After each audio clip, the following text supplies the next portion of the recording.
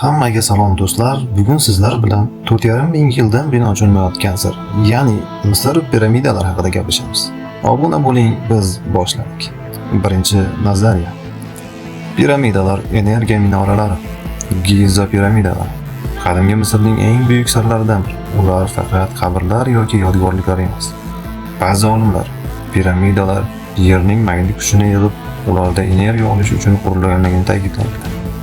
Ajoyib joylashuv, tuzilish va ichki struktura zamonaviy generatorlarga o'xshaydi. Shunday qilib, piramidalar qadimgi energiya manbai sifatida ishlatilgan.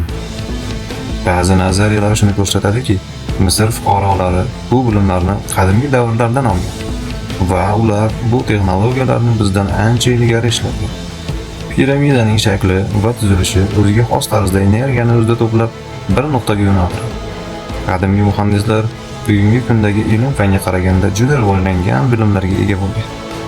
Agar bu nazariya haqiqat bo'lsa, bizning tariximizni qayta yozishimiz kerak. Piramidalar shunchaki qabriston emas, balki ko'plab sirlarni saqlab kelgan qadimiy energiya stansiyasi. Xo'sh, endi aytingchi, siz bu nazariya haqida qanday fikrdasiz? Izohlarda qoldiring.